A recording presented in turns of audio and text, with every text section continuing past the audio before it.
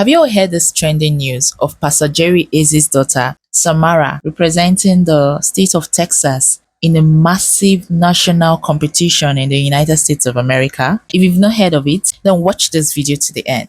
So the gist is that Pastor Jerry Eze, while preaching on Mother's Day, said his daughter's school called him and his wife to inform them that their daughter, Samara, would not be coming home for the holidays because she was representing the state of Texas in a national competition in the United States of America. You'll recall that a few weeks ago, Pastor Jerry Eze publicly celebrated his daughter's official induction into the prestigious National Honor Society for Academic Excellence. Now, what does that mean? In American school system, to be inducted into the National Honor Society means you're a top-tier student, which opens doors for you to be selected for elite, highly competitive, state level and national level academic conventions and even leadership summits. This is exactly why Samara's school in the United States kept her back from coming home for the holidays, because she was a top-tier student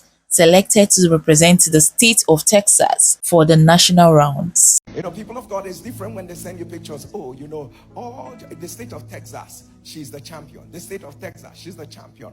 But when they now write you and say, sorry, her holiday cannot happen until she finishes this national competition, you tell yourself, am I dreaming? Somebody has to wake me up and tell me that this is a dream. The seed of the righteous will be mighty upon the earth. Please note that this global level of excellence didn't just happen by accident.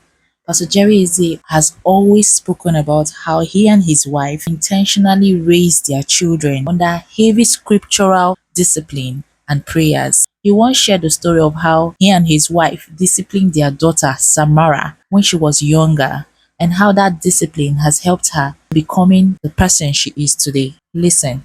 I had to discipline my daughter when she was a lot more younger and all of that. And I gave the example here in church. So someone wrote me an email and said, do you know what you have done?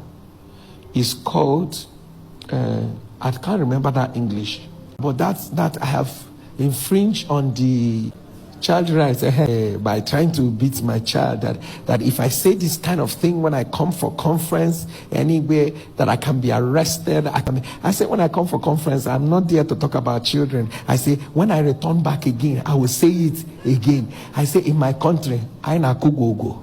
Do you understand what I'm saying? I don't get it. Go to Naughty Corner. Nigerian children, go to Naughty Corner. Something that when my child was growing up, I can't remember what the incident is. I just gave her one. She ran to go and meet my wife at the door. My wife gave her another one. Boom! And she ran. I gave her another one. Boom! And she ran. Right now I'm proud of who she has become. That's how they beat me, and I have sense. And right now, when I look at her, I am proud of who she has become. All my life, I don't think I've beaten my daughter more than 3 times. I've not think from her cradle to now, I don't think I've beaten her more than 3 times. But there are defining beatings. They define your life for the rest of your days. Aside from disciplining his children, Pastor Jerry said he also prays for them.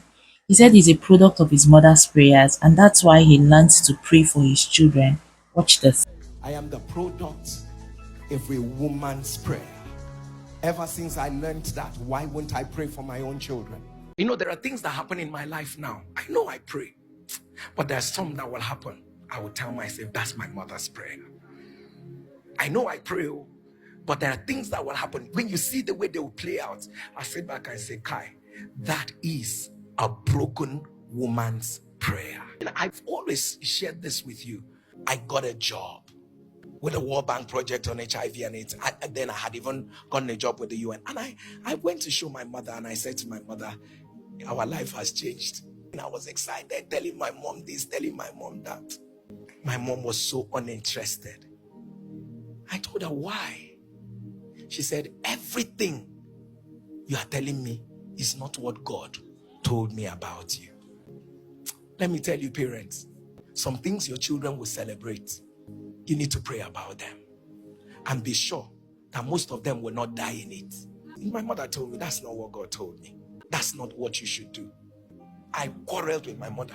I said, it's not what God told you.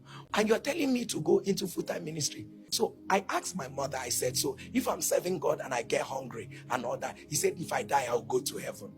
I told my mother, not me. And that's how I kept doing until my mother died.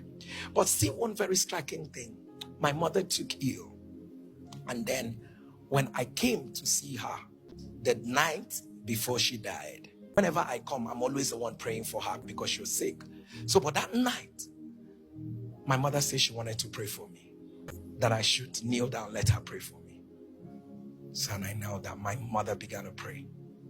For an hour, 7 minutes, my mother was praying.